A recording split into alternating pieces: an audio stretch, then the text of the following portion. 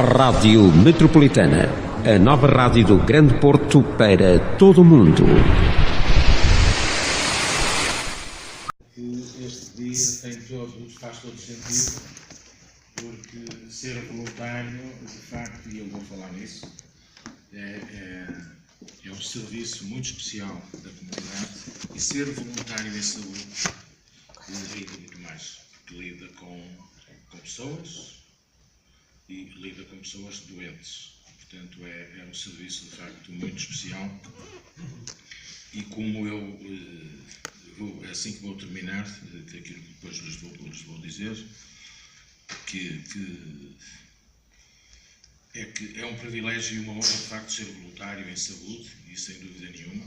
Eu costumo dizer isto muitas vezes, porque trabalhar com doentes é, de facto, um privilégio. Trabalhar com tudo aquilo que é importante, ter trabalho é muito importante. Seja um jornalista, seja um pedreiro, seja um trolha, seja um engenheiro, seja um advogado, seja o que for. Mas, na realidade, lidar com pessoas doentes é, de facto, completamente diferente. Tem de se ter características muito próprias, características humanas, sensibilidade, alma, coração, tem que se ter isso tudo, e, de facto, isso nem todas as pessoas o têm. E é, de facto, um privilégio, sem dúvida nenhuma. Bom, o que é que eu vou dizer? Eu resolvi fazer um bocado o percurso do que é ser um voluntário. E isto que eu vou apresentar é tudo da minha cabeça. Não foi tirado de livro nenhum, nem de nada. Sentei-me e preparei isto. E é aquilo que eu lhes vou dizer. No fundo, o voluntário não vive sozinho. Vive inserido numa sociedade, vive, neste caso, inserido no hospital, mas vem da sociedade, vem da família, entra no hospital, vive com os doentes, vive com os profissionais de saúde, vive com as doenças, que é completamente diferente. Doentes e doenças não é a mesma coisa. Hoje em dia, perdoem-me aquilo que eu vou dizer, mas é aquilo que eu sinto, tratam-se muito as doenças, mas tratam-se muito pouco os doentes. E isto é uma realidade. E vocês têm a obrigação de tratar os doentes e não as doenças. As doenças não lhes interessa absolutamente nada. O que é que o doente tem não interessa. Interessa que está doente, que é um doente. É uma pessoa que sofre, que está doente. Eu ia, então... Primeiro, o que é ser voluntário? Vocês sabem todos o que é ser voluntário, mas às vezes não é fácil nós fazermos uma definição de voluntário. Que de forma livre, desinteressada e responsável se compromete a um compromisso, de acordo com as suas aptidões. Nem todos fazem o mesmo tipo de voluntariado, mas cada um tem as suas aptidões, de acordo com o seu tempo livre. Uns podem vir um dia, outros podem vir uma hora, outros podem vir todos os dias, e desenvolvem ações de voluntariado em prol dos indivíduos, das famílias e da comunidade. No fundo, é isto que é um voluntário. Assenta numa relação de solidariedade, traduzida em algo que é gratuito, no exercício da sua atividade, prestando serviços que não são remunerados, como é evidente, em benefício da comunidade. Ser-se voluntário é também ter convergência e harmonização com os interesses dos destinatários da ação, neste caso os doentes, e com a cultura e valores das organizações que os promovem, neste caso o hospital. Há muito tipo de voluntariado, como é evidente. Ainda no fim de semana passado foi a recolha de alimentos para o Banco Alimentar. Voluntariado em saúde, nos hospitais, nos centros de saúde, nos domicílios. Também há voluntariado em saúde feito nos domicílios. Voluntariado nos lares, nos centros de dia, aos pobres, aos sem-abrigo. Alguns de vocês fazem isso. Voluntariado nas cadeias, em alturas de catástrofes, de guerras, acidentes, sismos, etc. Há muita forma de voluntariado. Quais são os princípios principais? Isto encontram no nosso site esses princípios principais. A ética, que no fundo a ética é a moral, no respeito pelo indivíduo e pela sua singularidade, o respeito pela dignidade humana e defesa dos seus direitos. Isto é um direito que qualquer pessoa tem e que os doentes também têm. igualdade entre homens e mulheres na participação e na tomada de decisões, complementariedade ao trabalho dos profissionais de saúde numa vertente puramente humana, temos falado muitas vezes disto, e um voluntariado gratuito, como é evidente. Ou seja, é preciso, um voluntário tem que ser generoso, tem que ser solidário, tem que ter um espírito humano, tem que ter muita ética, muita moral e tem que ser uma pessoa disponível. Serão as características mais importantes que deve ter um voluntário. E um voluntário vem da rua, teve uma profissão ou tem uma profissão, seja ela qual for. Vem da sua família, tem uma religião, tem determinado tipo de cultura. E tudo isto vai influenciar, como é evidente, o tipo de voluntariado que vai fazer no hospital. Um professor não faz de maneira nenhuma o mesmo tipo de voluntariado que faria um médico, por exemplo, ou um enfermeiro. Porquê? Porque tem uma profissão diferente, que dá-lhe aptidões, como eu disse atrás, diferentes, tem uma cultura diferente, tem um conhecimento diferente das coisas. Isto parece pouco importante, mas como compreendem, isto é muito importante. Isto define as pessoas, as características das pessoas e vai fazer com que elas tenham um tipo de voluntariado diferente também no hospital. No relacionamento com os doentes, no relacionamento com os profissionais, no relacionamento com as famílias e com a instituição. O voluntário é uma pessoa que está integrada num grupo, e isto é muito importante, vem de um grupo, que é da sociedade onde vive, na sua família, nos seus amigos, e vem para outra sociedade. É uma pessoa que tem que ser humilde, tem que ter um espírito de serviço. Isto é que é voluntariado, ter este espírito.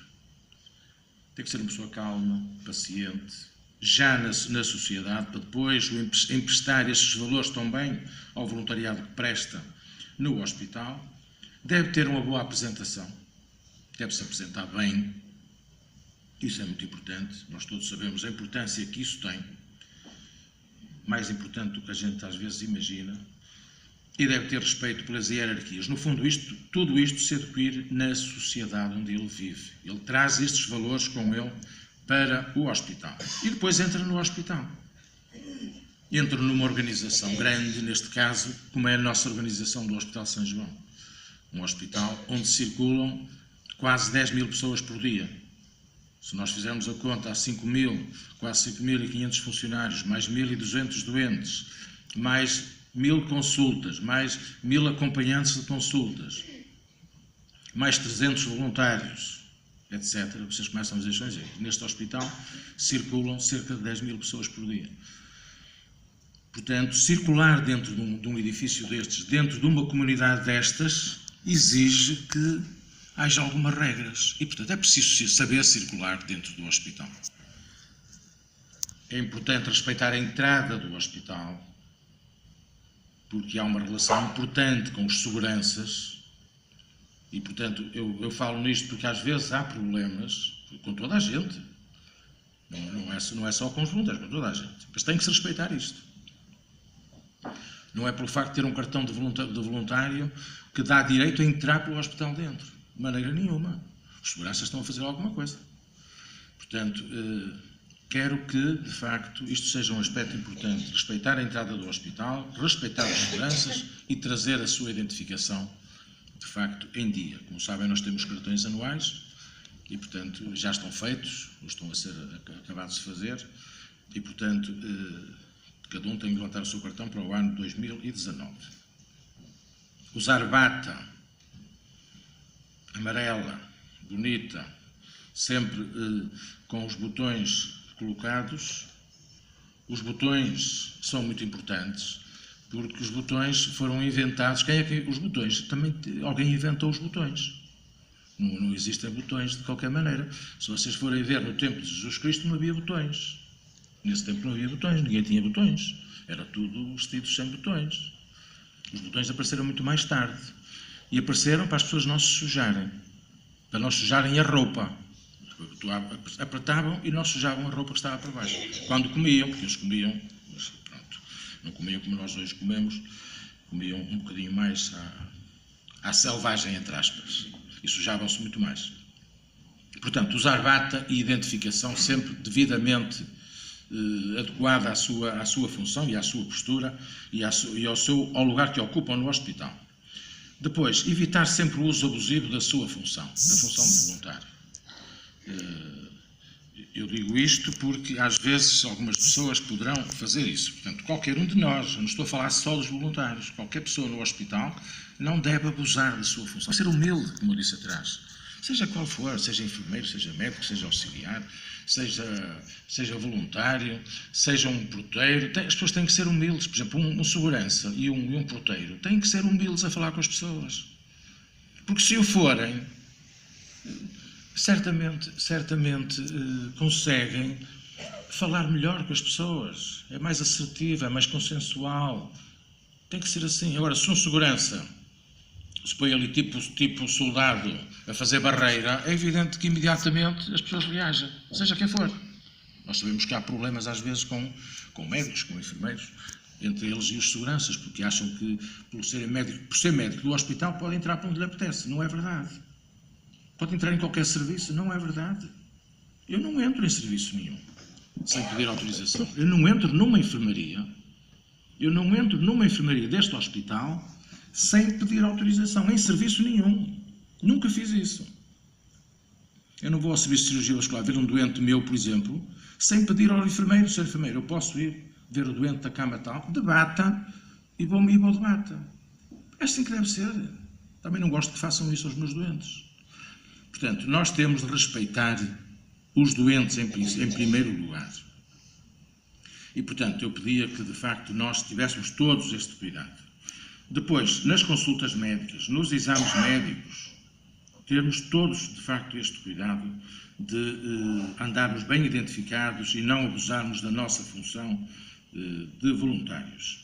E depois, queria dizer que, após abandono de funções, como eu já disse no outro dia, quem quiser ter o cartão de identificação para poder entrar no hospital, a associação facilita esse cartão para poder continuar a entrar no hospital como se fosse voluntário.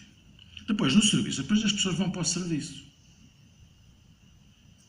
Para o serviço onde vão exercer funções de voluntário. Devem, mais uma vez, andar identificadas no serviço. Devem-se apresentar sempre aos profissionais de serviço, de preferência aos enfermeiros. Sempre. Eu acho que o voluntário, ao chegar ao serviço de manhã, deve apresentar-se ao enfermeiro e dizer: Sr. enfermeiro, eu estou aqui. Como quem diz, se precisarem de mim, para aquilo que eu puder ajudar e fazer para bem dos doentes, faça o favor. Apresentar-se aos profissionais. Acho que é muito importante. Não é entrar no serviço: eu sou voluntário, tenho cartão, tenho bata, faço o que eu quero. Não deve ser assim. Depois, em cada serviço há tarefas diferentes. Cada um deve definir, de facto, as suas tarefas. Não é a mesma coisa trabalhar numa consulta externa, ou no átrio, ou na urgência, ou num serviço de medicina, ou num serviço de ortopedia. É completamente diferente, como vocês sabem. Então, saber que tarefas pode prestar em determinado serviço. Respeitar sempre as regras dos serviços. Os serviços têm regras, respeitar. E evitar, como eu já tenho ouvido alguns enfermeiros a virem queixar, dizer: no meu serviço estão lá dois voluntários, passam a manhã toda encostados ao balcão do refeitório na conversa a contar piadas. Estão ali aqueles dois monos a fazer o quê? E depois vêm-me dizer isto a mim, não é? Portanto, evitar estar parados se não têm que fazer, ou vão embora, ou então procuram fazer qualquer coisa. Vão conversar com os doentes, que é muito importante, ou junto deles. Estar junto dos doentes, mesmo sem dizer nada, é muito importante. Até pela bata amarela, que é apaziguadora, calma, tudo isso. Havia um voluntário, agora não me lembro do nome, nunca sei o nome dele. É impressionante. A gente, de facto, trabalhava na urologia, como é que ele se chamava? Já morreu? Portela, exatamente, é esse o nome. Que uma vez, numa das nossas sessões, falou nisso. Um doente que só queria a presença dele ao lado dele. Não queria que ele falasse com ele. Até tapava a cabeça com o lençol. Mas queria que ele estivesse lá à beira dele. Quando ele não estava, ele estranhava. Portanto, ir até junto dos doentes, conversar com eles, quando os médicos já passaram a visita, os enfermeiros já fizeram as higienes, as enfermarias estão todas bonitas, vão à enfermaria, vêm e estão atentos a ver, olha, aquele acolá está muito nervoso, se calhar vai até junto dele, bom dia, não é? E às vezes isso é muito importante. Em relação aos profissionais, aos enfermeiros, aos médicos, aos auxiliares, respeitar as regras do serviço, respeitar os profissionais do serviço, colaborar nas tarefas de serviço. Isto, no fundo, era o que eu disse atrás. Não interferir, como eu costumo dizer, os voluntários devem passar invisíveis, mas atentos para poder ajudar naquilo que de facto devem ajudar e para aquilo que estão vocacionados. E estarem disponíveis para ajudar no serviço. É evidente que há muita coisa há muitas regras, mas há coisas que eu entendo que um voluntário pode ajudar, mesmo não sendo muito das suas funções. Eu vou exemplificar. Nós sabemos que os voluntários ajudam a dar os almoços, ajudam a dar os jantares, ajudam a fazer a higiene, ajudam a fazer as camas, ajudam a levar doentes ao raio-x, análises, a levar produtos biológicos aos laboratórios, ajudam a transportar doentes. Algumas destas coisas são complicadas, como vocês compreendem. Trazer um doente para o raio-x e o doente depois veio no elevador e vomitou. Até teve uma crise convulsiva, uma crise epilética. Como é que fica o voluntário? Vem sozinho, porque não há ninguém que acompanhe o doente. E a enfermeira pediu para levar o doente. Claro que depois, se houvesse algum problema, se calhar a enfermeira dizia que o voluntário é que tomou a iniciativa de o levar. Isto até pode acontecer. É complicado, isto é complicado. E a posição de voluntário também é complicada. Nós, como sabem, e alguns de vocês sabem disso, e se calhar até fazem isso, os doentes de oftalmologia que vão ao bloco de otorrino fazer determinado tipo de cirurgia, quem os transporta da oftalmologia para o otorrino são os voluntários sozinhos. E depois vão buscá-los ao bloco e trazem-nos para o serviço. Isto foi um trabalho pedido pela administração do hospital. Pediu diretamente ao voluntariado se podia ajudar nisto, porque não tem auxiliares, não tem pessoal para fazer isto.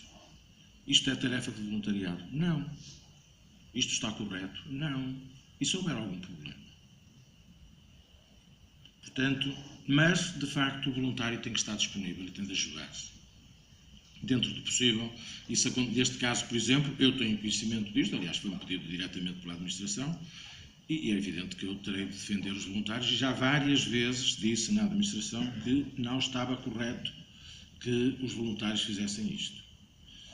Tenho-lhes a dizer que vai ser aberta em Valongo, vai ser aberta uma clínica de oftalmologia para tratar cerca de 40 doentes por dia, para resolver este problema. Porque os doentes que fazem aquelas injeções intraoculares vão passar todos para Valongo, vão passar a fazer isso em Valongo. Deixam de fazer aqui no hospital. Portanto, este serviço acabará, a administração diz que é em janeiro, eu digo que é em março. Portanto, não deve ser antes de março isso. Bom, mas isto só para reforçar este aspecto, que às vezes não é fácil a posição do voluntário no hospital, quando quer colaborar e está disponível e tem de prestar determinado tipo de serviços que têm alguns problemas que podem ter algumas implicações. E depois os doentes. Temos de respeitar os direitos dos doentes, que vocês todos conhecem os direitos dos doentes, temos de respeitar os direitos dos doentes. Depois, como é que se chama o doente? É o Sr. António? É o Sr. Silva? É o apelido ou é o nome? Ou é o senhor da cama 20? Antigamente dizia-se muito isso. Olha, vai ver o senhor da cama 20. Dizíamos nós às vezes aos internos mais novos, e dizíamos a nós também, quando éramos mais novos. Está aqui o Dr. Joaquim Andrade. Era assim, não era? Vai ver o senhor da cama 20. E nós lá íamos ver o senhor da cama 20. Que era por acaso o senhor António ou o senhor Silva. Saber como é que o doente... Isto é uma pergunta que devia ser feita a todos os doentes que andam no hospital. Como é que o senhor quer ser tratado? É o Sr. António ou quer ser chamado Sr. Silva? Como é que quer? E é esse o nome que se lhe deve chamar. Eu lembro-me de uma coisa que nunca mais me esqueceu, do professor Joaquim Bastos, que também conheceste muito bem, foi teu professor, como foi meu, e é pai do Dr. Pedro Bastos, que também já se reformou. O professor Joaquim Bastos tem uma rua com o nome dele ali em Arca d'Água, onde está o livro, acho eu. E o professor Joaquim Bastos foi um professor muito conhecido e muito importante aqui no hospital. Isto estou a falar dos anos 70, 80. Muito conhecido. Uma pessoa, de facto, um cirurgião espetacular, que veio do Santo António para aqui. E esse senhor, que era extremamente severo, então quando o Porto perdia era uma fera autêntica. Na segunda-feira era uma fera, ninguém podia fazer exame com ele, que chubava tudo, mesmo que soubesse tudo, chumbava toda a gente. Ele era terrível. E o filho dele é igual. E ficou doente, como toda a gente. Ficou doente, e eu lembro de uma vez, estava eu de urgência, e ele estava em OBS, e eu ouvir alguém dizer assim: olha, vai qualquer coisa, o Sr. Joaquim. E eu pensei: Sr. Joaquim?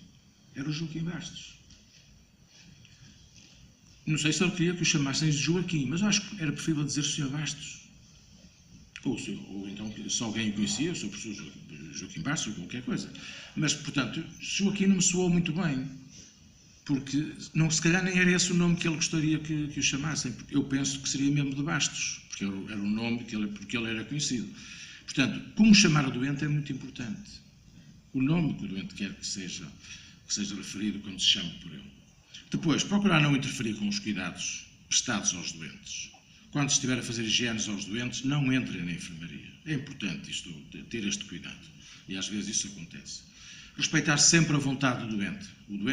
A vontade do doente é soberana. Se ele não quer ver o voluntário à beira dele, com certeza. Não quer o voluntário, tem todo esse direito. E atenção aos pedidos dos doentes. Eles pedem coisas que vocês podem não poder fazer.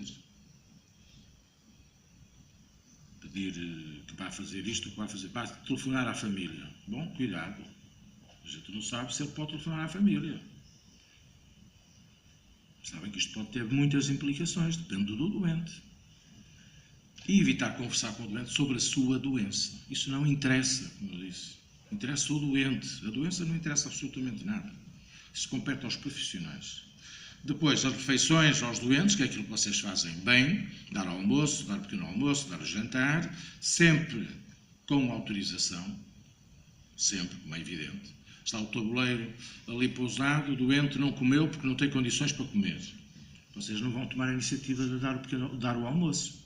Tem que perguntar a alguém se de facto ele pode almoçar naquela hora. E se lhe podem dar. E se há algum cuidado especial a ter com o doente. Ser cuidadoso e carinhoso com o doente, adaptar tudo àquilo que o doente quer. Em relação à água e bebidas, a mesma coisa. Dar água e bebidas, atenção. O doente pode não poder beber. Pode acontecer, ou não poder digerir e deglutir água ou outra bebida qualquer. Como eu disse, não interessa as doenças que o doente tem. Isso não interessa. Depois, ter cuidados de higiene adequados na enfermaria. Como eu já disse e vou falar mais à frente, sempre que forem à cama de um doente e estiverem a manipular qualquer coisa do doente, ou a mexer no doente, ou o produto biológico do doente, uma aparadeira, um urinol, ou qualquer outra coisa, lavar as mãos. Bem, sempre. É muito importante isso. Em relação aos doentes isolados, usar o material adequado. Vocês podem entrar com autorização, como eu disse atrás, nos quartos isolados, nos doentes que estão isolados, mas usam o material adequado. A bata, sempre, e as outras coisas que tiverem que usar.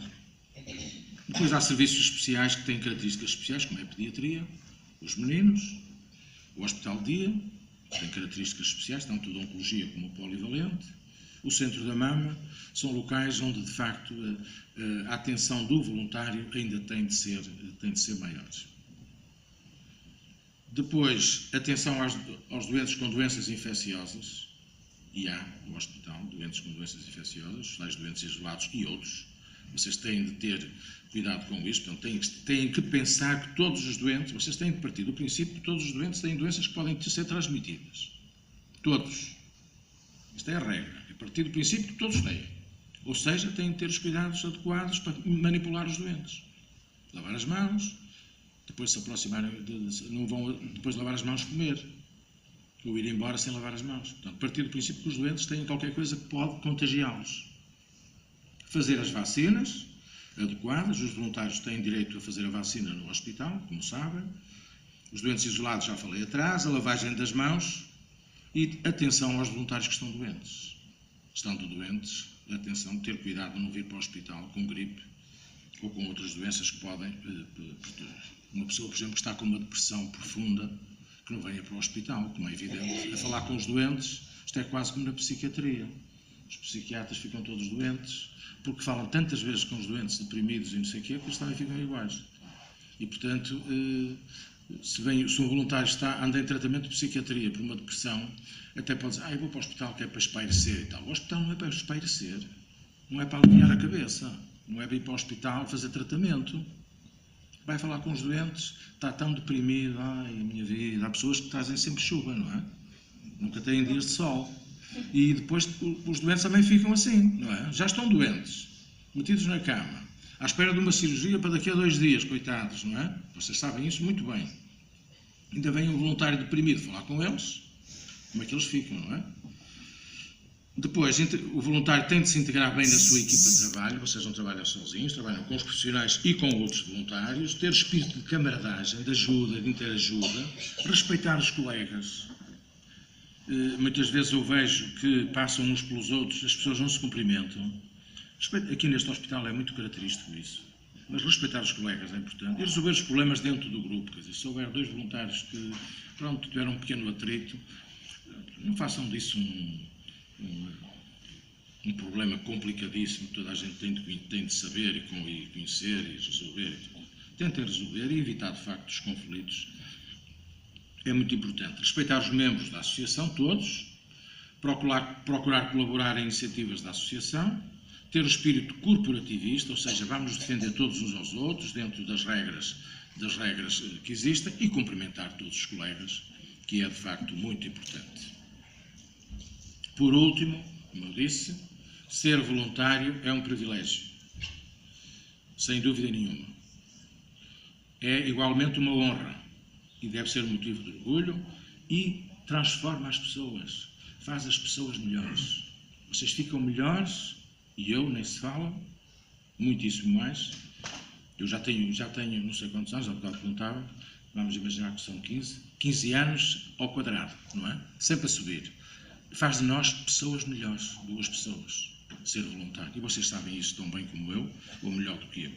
E, portanto, ser voluntário é isto tudo. E estes 4 pontos que pus aqui no fim, queria que vocês os retivessem, porque de facto é exatamente assim. E devem considerar-se uns privilegiados, pessoas com honra, com orgulho e melhores pessoas. Que é isso que eu penso de vocês todos e eu acho que é isso que faz com que o voluntariado possa ser melhor também. Faz-os melhores. Amanhã vamos ser melhores do que hoje. Isto é que é importante. Era isto que eu queria transmitir-lhes.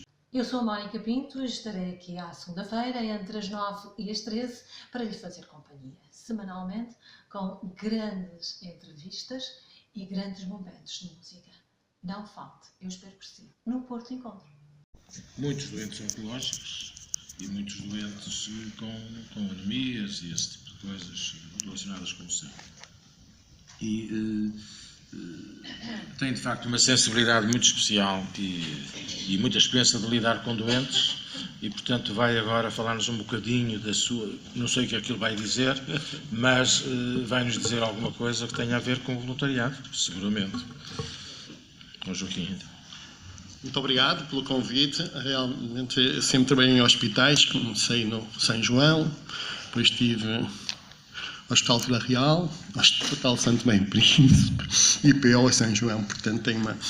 O que eu venho aqui é para desenvolver um pouquinho uma ideia sobre uma coisa que o Carlos falou, é que uma coisa são doentes, outra coisa são doenças, e muitas vezes há confusões sobre isso, e portanto não venho dizer novidade nenhuma, venho fundamentalmente fazer uma provocação e pedir para que comecemos a pensar nestas questões e comecemos a tentar influenciá-las.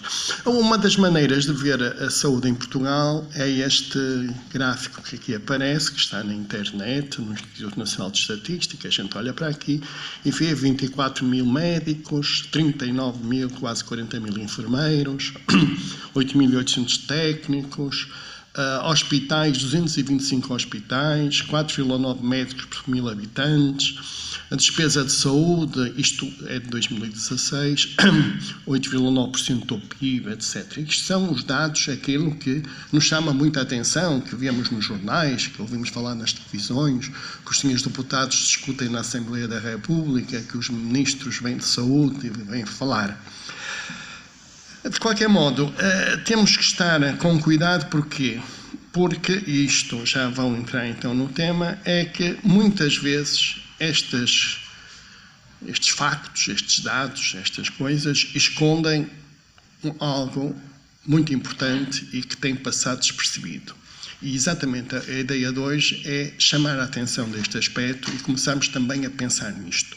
A qualidade de vida e saúde, ou a qualidade de vida na saúde, ou a qualidade de vida relacionada com a doença, como dizem em inglês. Então, o que é isto? A primeira coisa é que é qualidade de vida. A qualidade de vida é algo muito importante. É a avaliação que cada um de nós faz todos os dias, se calhar mais que uma vez ao dia, de vez em quando, sobre como está ou não satisfeito com a vida que leva. Vamos ver os aspectos de segurança, o rendimento económico, como está a família, o emprego, por exemplo, fundamental para haver uma qualidade de vida aceitável e boa, como está onde vivemos, como está a nossa casa, o que fazemos nos tempos livres, enfim, muitos mais parâmetros, e entre eles, a certa altura, também faz parte da saúde. A qualidade de vida é algo muito próprio, e eu acho que um voluntário, é por isso que trouxe aqui, está mais próximo de perceber isto num doente que um médico que passa na enfermaria ou atende na sala, no consultório. Portanto, a qualidade de vida só pode ser avaliada pelo próprio, tem muitas alíneas e depois não é vista da mesma maneira entre duas pessoas. Tem que ver com a experiência de vida de cada uma delas, varia muito, a qualidade de vida no alto-volta é certamente diferente do que é boa qualidade de vida em Portugal ou na Alemanha, depende das regiões, depende das religiões também, portanto é muito influenciado o que nós achamos importante, o grupo social em que nos inserimos, se calhar não é a mesma qualidade de vida, não é vista da mesma maneira os que iam passar férias para a comporta, dos que não vão, não é? Portanto, há todos esses aspectos, e entre eles é preciso ressaltar e começarmos a preocupar-nos com isto, que é a qualidade de vida em relação com a doença. Isto é, o impacto da doença e dos tratamentos na qualidade de vida do doente.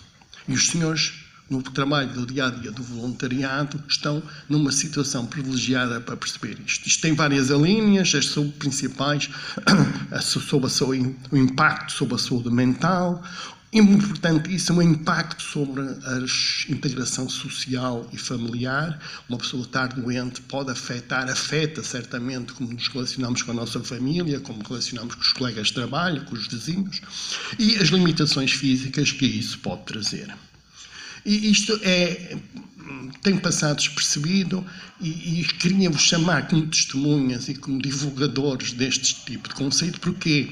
É porque muitas vezes, ou quase sempre, há um bocado falava com o Carlos, e se calhar sempre, e cada vez mais, onde um médico vê um sintoma que ajuda a estabelecer um diagnóstico, fica por aí, fica todo contente, o doente encontra uma queixa que afeta a sua qualidade de vida. E nesta afã, nesta azáfama, neste cansaço da corrida atrás de estatísticas, atrás de um número de consultas, atrás que ainda tenho 30 doentes para ver e já tenho que ir embora, isto muitas vezes é esquecido. E até outra coisa terrível que está a acontecer é que, e isto a indústria farmacêutica entra muito nisto, e isto é particularmente relevante em algumas áreas, particularmente na área da oncologia, mas é verdade em todo o resto, é que na luta para acrescentar anos à vida, muitas vezes é roubada a vida aos anos. Isto é, quando se batamos a fazer pessoas sobreviver, mas em condições que são terríveis, em que realmente depois se levanta a dúvida se valerá ou não a pena. Isto é difícil de avaliar exatamente por aquilo que se falou, porque é sentido pelo próprio. Já há muitos anos isto não se usa, esta escala Karnofsky, que é uma escala já de 1949, é um bocadinho mais nova que eu, um anito mais nova que eu, mas, portanto, em que te procurava classificar, digamos, a situação das pessoas conforme mantinham ou não uma atividade autossuficiente no dia-a-dia, portanto, em percentagem, desde, digamos, uma situação em que nenhuma queixa, ausência dessa doença, requerer cuidados consideráveis de assistência em médicos frequentes, portanto, isto era uma escala. Hoje em dia esta escala é relativamente pouco usada, infelizmente. Há outras mais desenvolvidas e mais recentes, por exemplo, esta escala PROMIS, que é proposta para o OMS, tem um inconveniente, é que é muito lenta, demora, tem muitos itens, é importante para estudos de qualidade de vida relacionada com a doença, mas, por exemplo, é muito mais complicado no dia-a-dia, então nas condições em que todos trabalhamos pior, do que esta, que é relativamente mais fácil. Ora bem, para que é importante isto? É que analisar, avaliar, temos noção da qualidade de vida relacionada com a doente. Isto é importante porque, por exemplo, deve ser o determinante, aquilo que determina a escolha de um tratamento para um doente. Escolher o melhor tratamento para um doente concreto, porque muitas vezes os médicos, as faculdades, os centros de estudo não estão a olhar para um doente concreto, estão a olhar para uma estatística, estão a olhar para um conjunto que não corresponde a ninguém em particular. A qualidade de vida é importante para isto. Por exemplo, eu estou aqui, vamos cá ver uma situação muito objetiva. Um tratamento para uma situação oncológica, não oncológica, quer uma situação que necessita de assistência ocasional, mas por quem que a pessoa afetada por essa concreta, o doente concreto afetado por essa situação é capaz de realizar a maioria das suas atividades. Dois tratamentos em oposição. O tratamento A, que estão ali a ver, portanto, ao lado de cá, quer o tratamento B, quer um, quer outro, digamos, são capazes de melhorar a doença de base. Mas depois têm efeitos colaterais ou deixam restinhos de sintomas para trás. Estamos a ver que no tratamento A, aquilo temos que, a partir do 3º ano, portanto, durante 7 anos, os doentes, mesmo tratado e cumprindo o tratamento, é incapaz e requer cuidados e assistência especial. Vamos ver o tratamento B. O tratamento B, durante os mesmos 7 anos mais terminais, necessita de assistência ocasional, mas ainda é incapaz de realizar a maioria das suas atividades. Portanto, são aqueles 1, 2, 3, 4, 5, 6 e 7, ao passo que aqui não estamos numa situação completamente diferente. Portanto, isto são 2 tratamentos, se calhar corrigem a doença de base de modo igual, aquilo que deixa o médico satisfeito, mas para o doente podem ser completamente distintos. Um outro aspecto é avaliar a resposta ao tratamento do lado do doente. Eu trago aqui um exemplo muito concreto, uma situação muito engraçada. O meu serviço, como o Carlos diz, até onde estive ligado até há pouco tempo, uma das coisas em que está a trabalhar agora intensamente é na área dos transplantes, medula óssea. Na perspectiva dos médicos do serviço e dos enfermeiros, de todas as pessoas lá, o transplante, o que é que vê o técnico de saúde? O técnico de saúde vê os efeitos da imunidade do transplante sobre a imunidade, a possível agressão a outros órgãos, as alterações neuropsiquiátricas. Uma coisa que nos preocupa muito é a doença do enxerto contra o hospedeiro, que pode fazer ir por água abaixo o tratamento, perturbações da fertilidade, etc. Vamos ver como é que a mesma coisa foi vista do lado dos doentes. Este estudo não é português. Após transplante, a qualidade de vida, ao fim dos 3 meses, que era o período inicial do transplante, estava significativamente diminuída. Mas ao fim de 1 ano, as coisas já se recuperaram, já estavam como antes de fazer o transplante. E ao fim de 4 anos e meio, 5 anos, as pessoas sentem-se melhor que antes do transplante. Portanto, reparem aqui uma coisa, isto até depende muito de quando eu vou ver. Se eu vou ver logo a seguir, nos primeiros tempos, o transplante é uma coisa horrível, porque faz as pessoas sentir-se pior. Se vou ver ao fim de um ano, nem mal nem bom, antes pelo contrário, estamos ali naquela fronteira. Mas depois, ao fim de 4 anos e meio, aqui não, já há uma vantagem. Portanto, isto aqui é claramente uma vantagem, vamos alinhar nisto. Mas é preciso cuidado, porque isto depois também tem um bocadinho a ver com a idade que as pessoas a quem esse tratamento é aplicado. Por exemplo, num outro estudo feito em doentes mais jovens, em que metade deles tinha menos que 28 anos, ao fim de 5 anos, não eram aqueles números que estavam lá atrás. Boa, a qualidade de vida era boa em 25% dos casos, assim, na maior parte, e até uma parte teriam situações que estavam pior. Isto tem muito a ver com aquilo que, repito, que os efeitos acessórios, os efeitos relacionados com os tratamentos que têm sobre a qualidade de vida como é vista pela pessoa. Percebem perfeitamente que, se calhar, aquilo que preocupa um jovem de 20 anos é diferente daquilo que preocupa um senhor ou uma senhora de 60 ou 70, não é? Como podem perceber. Após 10 anos, 80% voltando àquela estatística inicial, boa, excelente qualidade de vida, e 5% é apenas queixavam. Queixavam-se fundamentalmente por agravamento emocional, disfunção sexual, é uma complicação de transplante, que reparem das tais coisas que tem muito a ver com a idade em que atinja, a persistência ou não de queixas dolorosas e por alterações intelectuais. E um aspecto engraçado é que ao fim de 10 anos, 74% estavam melhor do que antes do transplante. Como é isto possível? É interessante, é porque os senhores conhecem isto melhor que eu, porque veem isto todos os dias junto dos doentes. É que muitas vezes o tratamento vai trazer um crescimento emocional e espiritual. Eu, depois de ter passado por um transplante, depois de ter passado por uma situação dessa, começo a ver o mundo, começo a ver a vida de modo completamente distinto. Outra coisa que muitas vezes acontece e pode melhorar a qualidade de vida relacionada com a saúde é que passa a ver de outra maneira, a ter outro contacto com os meus familiares, passa a ter uma vida familiar distinta, passa também a valorizar, se calhar muito melhor do que até aí, aquilo que faço juntos com meus amigos e colegas. E a minha própria autoestima. Eu acho piada este desenho, é o gato que ao espelho se vê como se fosse um leão, não é verdade? Portanto, a nossa autoestima melhora e passamos a ver melhor também. Mas há mas temos que ver, e os senhores já chama a atenção para isto, estão mais próximos, é que toda a qualidade de vida associada com a saúde não afeta só o próprio, vai afetar também muitas vezes quem está com quem vive, particularmente os familiares próximos, os cônjuges, que é o caso. Porquê? Pela fadiga que traz ter que cuidar de alguém doente, pela ansiedade que nós temos quando um familiar, alguém próximo, faz um tratamento, vai correr bem, vai correr mal, como é que isto vai acontecer.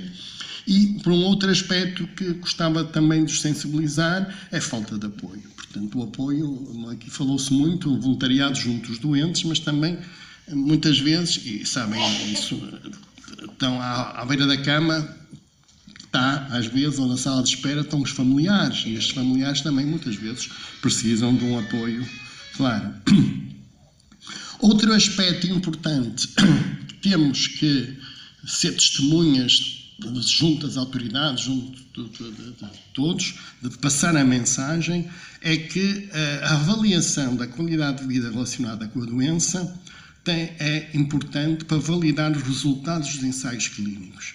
Isto é uma coisa que nos últimos tempos tem-se falado muito, pressão, força da indústria farmacêutica sobre os tratamentos. Eles querem vender fármacos, querem vender medicamentos e temos que estar preocupados com isso e fazer preocupar com isto as autoridades, não é? É a razão porque estou aqui a falar isto também fundamentalmente. Nós temos que analisar o tempo de sobrevida, a eficácia e a qualidade de vida, a tolerância ao tratamento. O tal aspecto, se estamos a tirar vida aos dias ou estamos a dar dias à vida, não é? Portanto, há muitos tipos de ensaios. Por exemplo, na Inglaterra faz-se muito e temos que insistir junto dos quem conhecemos, dos políticos com quem contactamos, que tem que se fazer isto. Por exemplo, aqui o tratamento A e o tratamento B. O tratamento A e o tratamento B, uma situação não interessa a qual, tem um custo de aproximadamente 3.000 euros por ano. O tratamento, eu sou um número perfeitamente inventado, não há nada disto. Portanto, são 30.000 euros. Ora bem, quer um, quer outro. Portanto, uma autoridade distraída é capaz de achar que os dois medicamentos, os dois tratamentos são equivalentes, o custo é baixo, é razoável, é aceitável. Mas vamos ver então, relacionar isso com a qualidade de vida. Isto é algo parecido com aquele esquema que vos mostrei há um bocado, Karnofsky, em que se vai ver, eu aqui não tenho ponteiro, mas, por exemplo, em analisar isto em anos ajustados à qualidade de vida. O tratamento A, por exemplo, tem, ao primeiro ano tem 0,6, portanto, há uma perda de qualidade correspondente a 0,4 em 10. No segundo ano passou para uma perda de qualidade e assim sucessivamente. Ora bem, se eu juntar aqueles meses, aqueles anos bons, no total dá 3,9, aqueles chamam QALYS, que é, portanto, a qualidade, anos de vida associados à qualidade. O tratamento B custa o mesmo, mas reparem que ele dá uma qualidade de vida melhor. E se dá uma qualidade de vida melhor, isto quer dizer que aquilo que rouba à vida com qualidade, é muito menor, portanto dá 5,4. Chama a atenção para dois aspectos. Primeiro, isto é mais na oncologia, que está mais bem estudado, mas acontece também nas outras áreas. É que, por exemplo, os tratamentos da mesma situação podem dar anos de qualidade de vida muito diferentes de caso para caso. O tratamento A dá 3,9 anos de boa qualidade de vida para cada 10 anos de sobrevida, o tratamento B dá 5,4 anos de qualidade de vida, de boa qualidade de vida, para 10 anos também de sobrevivência.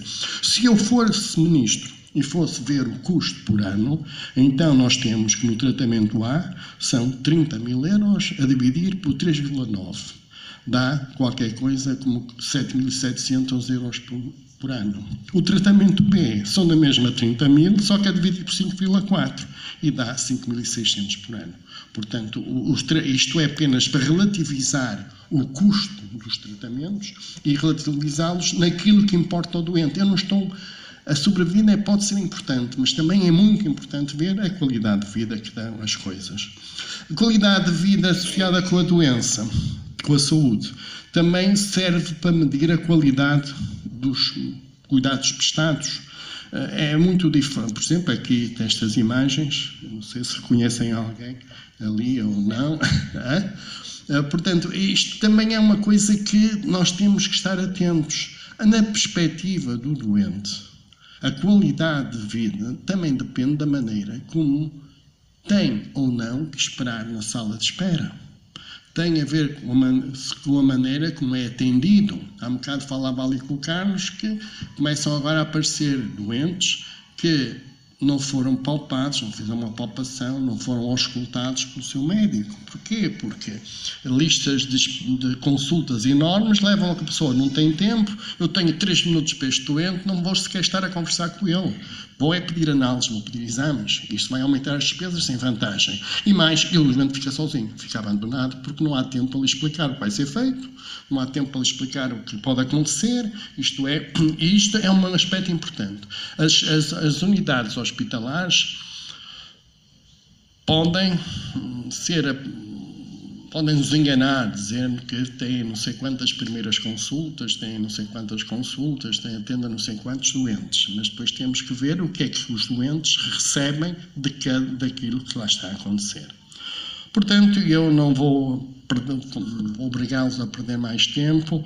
A qualidade de vida relacionada com a doença, eu acho que é algo que eu gostaria que nos ocupasse a cabeça, começarmos a ver isto, começarmos a ver que não interessa apenas juntar anos à vida, é preciso juntar vida aos anos. E isto na área da medicina é importante, é fundamental. Isto porquê? Para isto é para avaliar os tratamentos do lado do doente, validar os ensaios clínicos, ver quais realmente valem a pena e são melhores, não é apenas o custo, é também a qualidade de vida que vão dar. Medir a qualidade de cuidados oferecidos pelas instituições, por exemplo, isto aqui, neste caso concreto, o Hospital de São João está cheio de sorte, porque com o voluntariado que tem, os doentes não se vão queixar ou queixam-se muito menos do que seria da instituição. E outro aspecto é realmente também pensar que a qualidade de vida passa da fronteira do indivíduo, do próprio, e vai afetar também a família, vai afetar os cuidadores e que, portanto, isso também tem que ser levado em consideração. Portanto, a provocação é esta. A provocação é pensarmos e começarmos a falar com os outros de que na saúde não basta apenas saber as estatísticas, as consultas e isto, etc. Nós, na saúde, que temos que ver a qualidade de vida e aquilo que damos aos doentes. Repito, não vale a pena acrescentar anos à vida se tiramos vida aos anos. Está certo? Era isto, fundamentalmente. Eu sou a Mónica Pinto e estarei aqui à segunda-feira, entre as 9 e as 13, para lhe fazer companhia, semanalmente, com grandes entrevistas e grandes momentos de música. Não falte, eu espero por si. No Porto Encontro. Comentar neste dia que é o vosso. Todos os dias são vossos, mas este é especial, no dia de voluntariado. E hoje trazia uma reflexão que passa exatamente por isto, por uma hospitalidade paciente, e percebermos que nesta coisa da comunicação, nisto de estarmos uns com os outros, é importante nós irmos cultivando algumas características que facilitam e que nos tornam mais próximos uns dos outros. E por isso trago aqui uma reflexão que parte desta constatação de que nós precisamos de criar cada vez mais um hospital que seja capaz de acolher a todos e acolher todos com paciência. Então, no princípio, podemos dizer que era a palavra, mas também era a palavra, mas a palavra irrompe no meio do silêncio. Por isso, entre a palavra e o silêncio são estes lugares onde se sedimentam aquelas que são as camadas mais profundas do que somos e que nos dispõem para vivermos numa contínua tensão com aquilo que nos é alheio, com aquilo que está fora de nós, com aquilo que queremos tomar nosso, com aquilo que é o outro, não é? Desde que estivemos no ventre das nossas mães, desde a vida intrauterina, nós percebemos esta dinâmica, esta necessidade de querer contactar com o que está fora, que cresce exponencialmente quando se rompe este espaço exíguo onde estivemos, este espaço exíguo onde se iniciou esta aprendizagem, e tudo fora se torna um apelo irresistível. Tudo me põe em comunicação com aquilo que está fora de mim. Este é um processo complexo, o processo da comunicação. Este processo que se vai aperfeiçoando com a assimilação que vamos fazendo desde que nascemos, de sons, de imagens, de símbolos, de metáforas, de tudo aquilo que é património transmitido, mas também que é transformado por nós, pela individualidade de cada um, não é? E tudo o que recebemos, nós, de certa forma, fazemos nosso, apropriamos. Em tudo podemos dizer que nós somos únicos. E também somos nesta questão da comunicação, na comunicabilidade do nosso ser. Não é? Não há duas pessoas iguais. Nós sabemos que a vulnerabilidade provocada pela doença, a fragilidade que nos traz a doença, reflete-se também ao nível da comunicação. e leva muitas vezes a um encismamento provocado pelo desconforto, da dor, provocado pelo sofrimento, ou uma sensação de incompreensão de quem do lado de fora não pode experimentar as maleitas nem a desagregação provocada por estas doenças, por estas maleitas.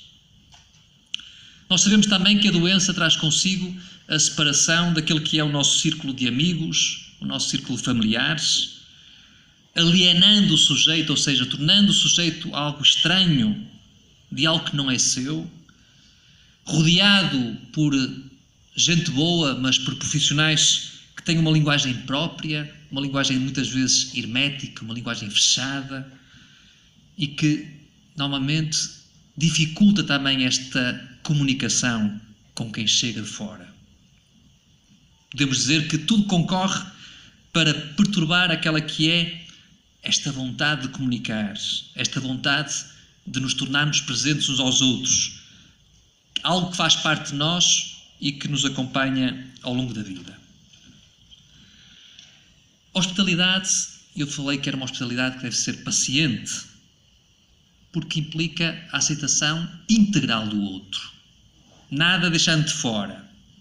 Nada deixando de um cuidar de quem procura estar atento a todas as dimensões do ser. Não é? Como dizia o Dr. Joaquim Andrade, nós não estamos aqui a falar simplesmente de doenças. Não é? Estamos a falar de doentes. Quando falamos de doentes, falamos de tudo aquilo que ele é. Não é? E por isso, nesta comunicação, não podemos esquecer tudo o que poderá estar em causa nesta presença de um ao outro. Sabemos também que acolher alguém na nossa casa é dar espaço para que ele se possa dizer, para que possa ser ele mesmo, para que ele se possa perceber como único na atenção que lhe dedico. Ele não é mais um, ele é único. Não é? E por isso nada deve ser feito como se tivesse o tempo contado, como aquele ou aquela que está diante de mim fosse mais um sobre o qual eu tenho que resolver com o mais curto tempo possível. Eu recordava aqui aquela bela passagem do diálogo da raposa com o príncipezinho. Não é? Isto para ter amigos, para cativar é preciso tempo. Dizia ela, é preciso ser paciente. E dizia, tu te sentarás primeiro um pouco longe de mim, assim na relva. Eu te olharei com o canto do olho e tu não dirás nada. A linguagem é uma fonte de mal-entendidos, diz Saint-Exupéry. Mas cada dia te sentarás mais perto. A comunicação não é simplesmente feita de palavras. A comunicação é feita também de silêncios. A hospitalidade não é feita simplesmente de palavras. A melhor comunicação, meus amigos, começa, sabemos, por vezes, com longos silêncios. E por isso eu queria refletir convosco hoje sobre a necessidade que nós temos de uma melhor comunicação para também termos uma melhor humanização numa casa como estas. E por isso queria recordar convosco algumas coisas. Uma primeira, esta. Eu sou eu. Não é?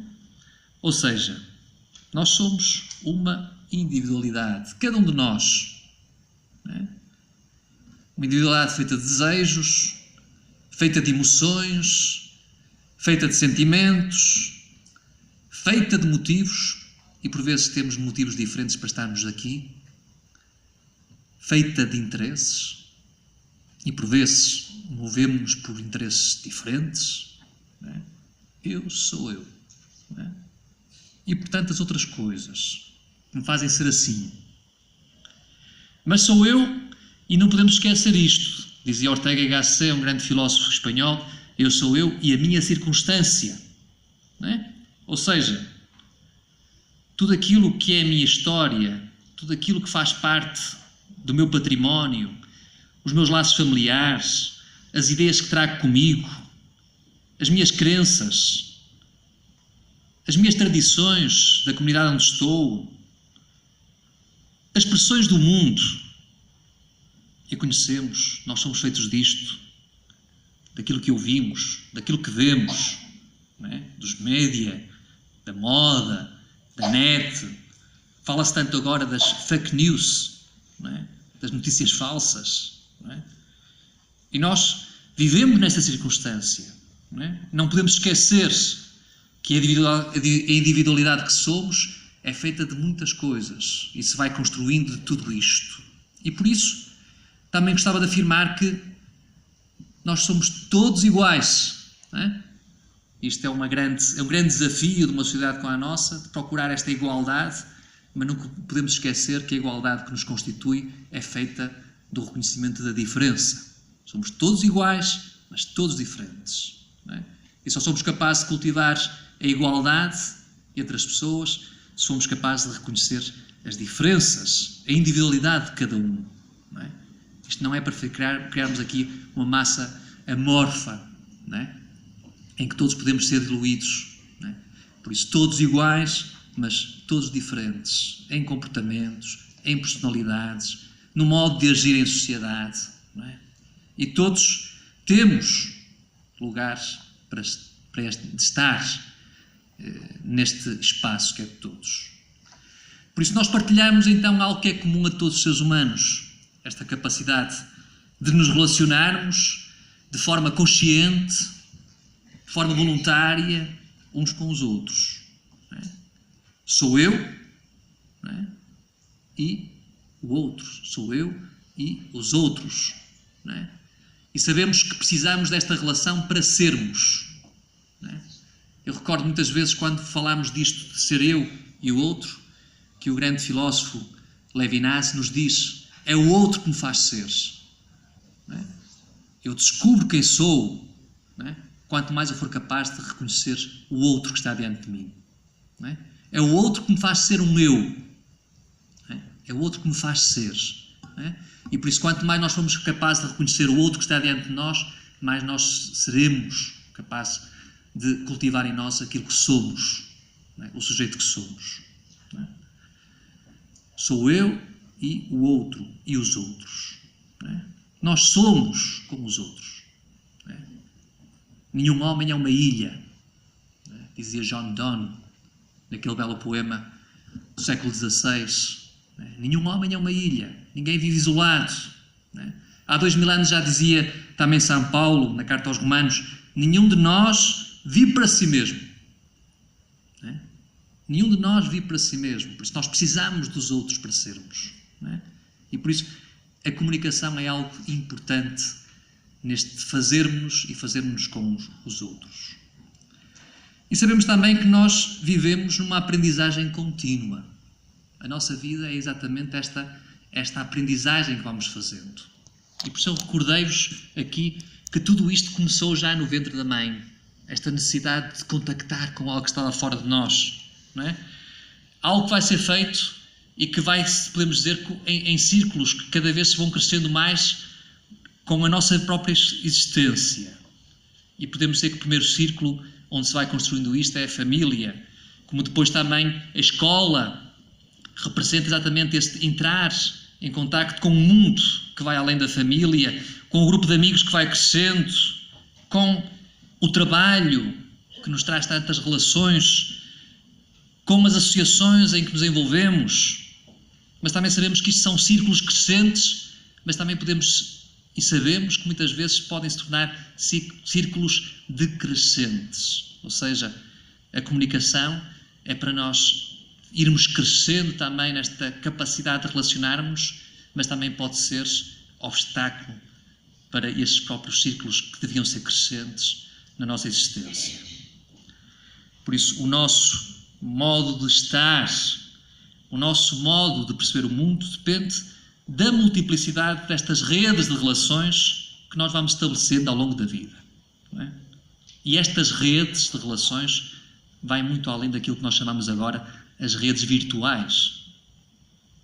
Há muita gente que tem centenas de amigos no Facebook. Não é? E sabemos muitas vezes que são vidas que estão esvaziadas de relações verdadeiras. Não é? E sabemos que também As verdadeiras redes de relação não são aquelas que se constroem virtualmente, mas são aquelas que são feitas no contacto e na presença de uns aos outros. Não é? Essas é que valem. Não é? Essas é que nós sabemos que dão sentido àquilo que somos e fazemos. Por isso nós sabemos também que a relação pode ser harmoniosa se houver conjugação destas energias, destes conhecimentos, destas experiências. Não é? Nós podemos dizer que os processos de relacionamento interpessoal são submetidos então a dois tipos de forças. Não é? Na nossa relação uns com os outros existem forças que aproximam, não é? E há muita coisa que nos ajuda a aproximar-nos uns dos outros, como a empatia, como a motivação, como a iniciativa, como a competência. Digamos, a competência é algo que aproxima, não é? E por isso nós procuramos também os bons médicos, não é? Procuramos os bons técnicos, não é? Procuramos os bons mecânicos, não é? A competência é algo que aproxima também. O apoio também que sentimos no outro são forças que geram e que contribuem para esta comunicação. Como também conhecemos e reconhecemos que há forças que afastam nesta comunicação. E sabemos que a vaidade afasta, a apatia, e a apatia quer dizer isto, é eu não sentir. Né? Apatos. Apatia é sofrer. Né? O apático é aquele que não sofre, é aquele que não reage ao outro. A dependência afasta, a timidez, a manipulação. Né? Isto não gera boa comunicação, não gera boa relação entre as pessoas. Porque é que nós, então, estabelecemos uma relação uns com os outros? Essa tomada de consciência do propósito das relações humanas tem grande importância nos relacionamentos que nós estabelecemos. Porque é que eu me relaciono com este? Porque é que eu me relaciono com o outro? Por que razão o outro se relaciona comigo? O que é que me leva ao outro? O que é que permite que o outro venha a mim? É importante nós percebermos e questionarmos o que é que nos move. Não é? O que é que nos move? Quais são os nossos propósitos? Não é? O que é que nos leva ao outro? O que é que também permite que o outro possa vir a mim? Não é? E é bom tomar consciência disto. Não é? A tomada de consciência é muito importante nas relações que temos uns com os outros. Nós sabemos que um bom relacionamento exige uma boa comunicação. Não é? E sabemos que muitas vezes o relacionamento entre as pessoas fraqueja quando esta comunicação não existe. Não é? Podemos olhar para muitos casos que conhecemos, muitas até vidas partilhadas, não é? Que terminam quando a comunicação começa a fraquejar. Não é? Conhecemos isso. Ora, o que é então a comunicação? Uma busca de entendimento, de compreensão, uma transmissão de sentimentos e de ideias, uma ação em que todos os sentidos colaboram para bem transmitir ou para receber uma mensagem. Todos os sentidos. Todos os sentidos. E por isso aqui não estamos a falar simplesmente de palavras que são ouvidas.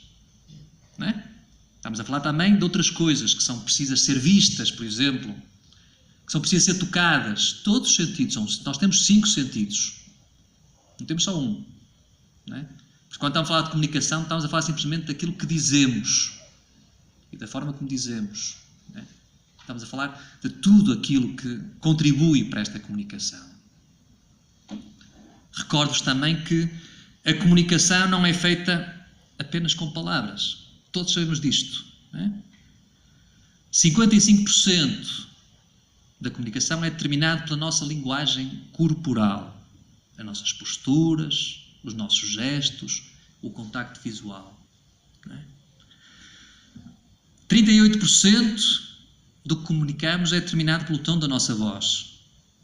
Não é? ficamos aqui com 7% que tem a ver com aquilo que estamos a dizer. Não é? Por isso, o conteúdo da nossa apresentação vale muito pouco naquilo que comunicamos. Não é? E, antes de mais, quem comunica somos nós. Tudo naquilo que somos, na forma como estamos, na forma como nos somos ou não lugar para o outro. Não é? A forma como nos dispomos a ser lugar para o outro. Não é? Não me esquecer, então, eu recordava aqui umas palavras que não são minhas, mas que gostava até que fossem, que precisamos de, antes de mais, terem atenção aos nossos pensamentos. Não é? Porque são os pensamentos que se vão tornar palavras, se vão tornar depois daquilo que dizemos. Não é? E só pode ter boas palavras quem tiver, antes de mais, bons pensamentos. Não é? Mas depois também temos que olhar para nossas palavras, porque são as palavras depois que se vão tornar atos, ações. Não é? Mas também são os atos, e se nós tivermos muitos, que se vão tornar hábitos. Não é? E os hábitos podem ser bons hábitos, como nós gostaríamos que fossem sempre, boas atitudes, ou podem ser também maus hábitos. Não é? Vigie também os seus hábitos, porque o hábito depois se torna o caráter. Não é? Dizia Aristóteles que o hábito é a segunda natureza. Uma que nos foi dada pelos nossos pais, não é? Mas outra que depois a vida nos vai trazendo e se torna o nosso caráter. Não é? E vigia também depois, diz este autor, o seu caráter, porque ele vai se tornar o seu destino. Não é? Não se esqueça, tudo começa em si. Não é? Por isso, lembrar-nos que isto começa tudo em pensamentos, que depois se tornam palavras, que depois se tornam atos, que depois se tornam ações, que depois se tornam repetições dessas ações, os hábitos, as boas atitudes, não é? Ou não. Não é? Por isso, tudo começa em nós. Comunicar, então, é mais que falar. O olhar, o tom de voz, o franzir do rosto, o levantar de sobrancelhas, podem comunicar muito mais do que aquilo que está contido numa mensagem que é manifestada através das palavras. E vós sabeis muito isso. Não é? Porque muita da vossa comunicação é uma atitude, é uma disponibilidade. Não é?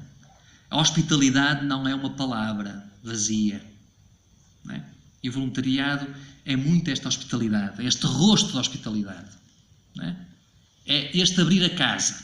Não é? Mas abrir a casa, mais do que aquilo que se possa dizer, é a forma como se está. É a forma como nos dispomos a abrir a casa. Não é? A sermos hospitaleiros. Não é? O sucesso, então, das nossas relações está nesta capacidade de nos colocarmos na posição do outro, de perceber as suas necessidades, e a nossa relação, muitas vezes, com aqueles com quem nos cruzamos nos corredores, quando nos cruzamos nas enfermarias, passa muito por esta capacidade de criar esta empatia. A comunicação que tem que ser clara, sabemos, objetiva, sem distorções, numa linguagem que o outro possa ser capaz de entender. Não é? E é aqui também que se faz proximidade, termos cuidado com a forma como falamos. E por isso, um voluntário, julgo eu, deve criar esta empatia com as pessoas desde o primeiro momento. Não é? É este o grande trabalho que devemos ter em conta neste serviço que prestais em cada dia. Observar o tom de voz para o adequar ao ambiente circundante. Não é? Certamente é diferente estar numa enfermaria em que tudo está, digamos, e que é bom que haja uma certa tranquilidade, do que é estar, digamos, num serviço de urgência em que se está no meio da confusão. Não é? Por isso é bom observar o nosso tom de voz, utilizar, como já dissemos, uma postura amigável, coerente. Se nós estamos disponíveis, devemos estar disponíveis. Não é? Observar também a reação das pessoas, não é? E modificar, se calhar, a maneira de agir consoante também a reação das pessoas. Não é? E se calhar sermos mais tolerantes quando precisamos de ser mais tolerantes porque a pessoa está a ser mais agressiva. Não é reagir à agressividade com agressividade. Não é o outro que se tem que modificar. Temos de ser nós primeiros a fazer este movimento. Não é? Ser o rosto da hospitalidade. É este desafio que gostaria de deixar neste dia de voluntariado. Não é? Ser o rosto da hospitalidade com palavras e com silêncios, com atitudes, com disponibilidade, com a forma como estás. Não é? Era este grande desafio que eu vos queria deixar neste dia, lembrando esta verdade que é uma verdade fundamental de todos. Não é? Todos temos uma indigência fundamental que nos torna mendigos uns dos outros. Temos sempre algo para dar e algo para receber. Todos somos indigentes. Sabem o que é um indigente? Todos somos indigentes. Ninguém pense que é o super-homem ou o super-mulher. Não é? Todos temos algo para dar, todos temos algo para receber do outro. Não é? E é preciso ter esta atitude fundamental para poder crescer também como pessoa. Eu acho que o voluntariado pode ser para muitos exatamente esse espaço de crescimento individual naquilo que é. E este espaço de crescimento vem exatamente, esse crescimento vem-lhe do outro. Quanto mais for capaz de acolher o outro, mais é capaz de crescer. Por isso, muito obrigado, bom dia de voluntariado e continuai a ser, assim, este rosto da hospitalidade no hospital.